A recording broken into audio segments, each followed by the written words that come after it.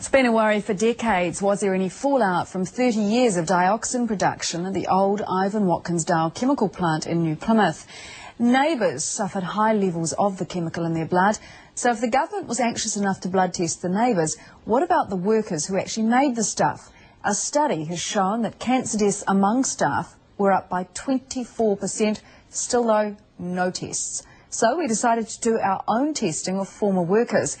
And we ran slap bang into opposition from the very people we thought would help us. It seems they didn't want the tests done. They wanted us to go away. This from Ian Sinclair.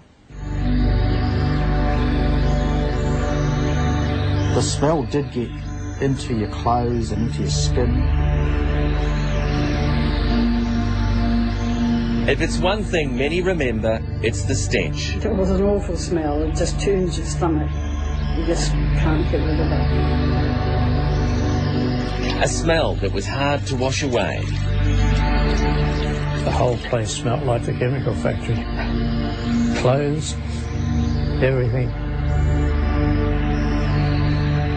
The factory, Ivan Watkins, New Plymouth, manufacturer of 2,4,5-T and 2,4-D for 30 years. They were the ingredients for Agent Orange, the weed killer used in Vietnam, with a byproduct, dioxin, declared a cancer-causing agent by the World Health Organization. Not that smell can kill, but the question remains, if the smell was in the clothes, were the people wearing them contaminated too? When you washed his clothes, it would kill the lawn underneath where they were drying. Jeanette Herman's husband, John, was a leading hand. He started there in 1965 and stayed there till he died in 1992. Both of us have developed cancer, and it was just all of a sudden we had no illnesses before that. He was the only one of a large family to die of cancer. She suspects she might have got her cancer from the chemical-soaked overalls she washed every day. And then also one of my sons had a baby, his wife had a baby, and it had some missing organs. Percy Thomas, a maintenance engineer for 7 years, handled the stuff too. If it's a pump you're dismantling, the chemical's still inside it. And they said, oh, well, wash your hands in kerosene, you know, that's all you need. Today, he nurses his wife, Nolene, who has diabetes. He says he has a nervous disorder, panic attacks. Sweat was pouring off me, but I was freezing cold. Which is why, when tests of neighbours round the plant showed elevated dioxin levels, others have criticised OSH for not testing the workers. Vietnam veterans, we know, have quite low levels of exposure. Paratutu residents probably have about 3 times that level, and if you worked in the factory, it's probably 10 times that. So we decided to conduct our own blood tests. Percy Thomas, the first to volunteer. To make people more aware of what's going on in this country. He would be one of 3 ex-employees we would test, along with Jeanette Hermans as a family member who believes she may have been affected. And there was no shortage of people that were anxious to be tested, who lived and worked in this community. The problem, though, was finding professionals ready to do the testing. And it wasn't that they couldn't, it was just that they wouldn't. Hello, this is Sophia Winborn. When we contacted AgriQuality in Wellington, we got a refusal. I had AgriQuality, the lab, recommended to me first of all because they were accredited to do the testing, the kind of testing that we needed done. When I rang them initially, they said yes, no problem. They gave me a quote. They told me what needed to be done.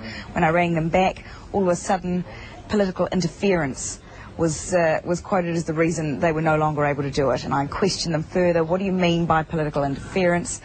And it emerged that Dow has been and still is a client of theirs, and they just didn't want to get involved.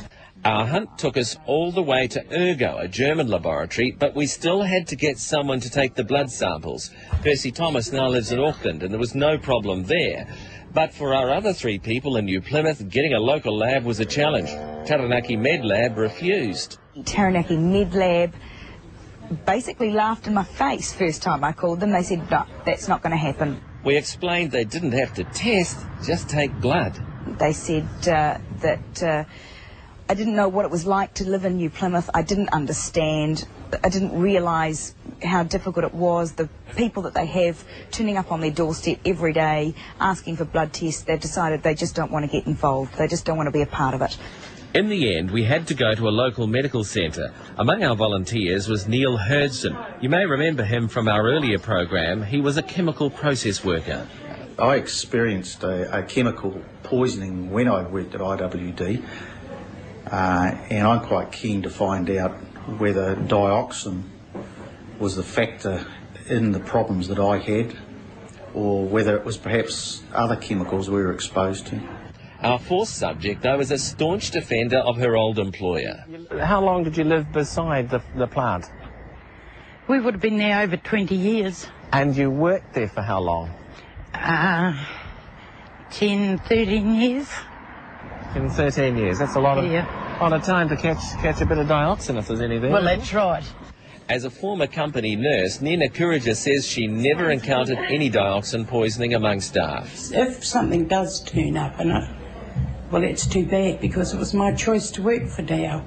They would be the best people I've ever worked for, the most caring, and I honestly cannot see that there will be a problem. I'll be more shocked than anybody if there was. You still think the tests are a good idea, though? Yes, they should all be done. Because every day you pick the paper up and there's an awful lot of scaremongering, fear, and this will get rid of it. With the samples frozen, they were ready for their journey round the world and maybe some answers to questions that have bothered thousands for decades. And tomorrow the anxious wait for our test group is finally over. We have the test results. Tomorrow the blood tests are back from Germany and an expert unravels the results. My work was specifically molecular properties of how dioxin produces its toxic effects. The question, were these people contaminated? Well, they seem to be passing on in great numbers, especially the last few years.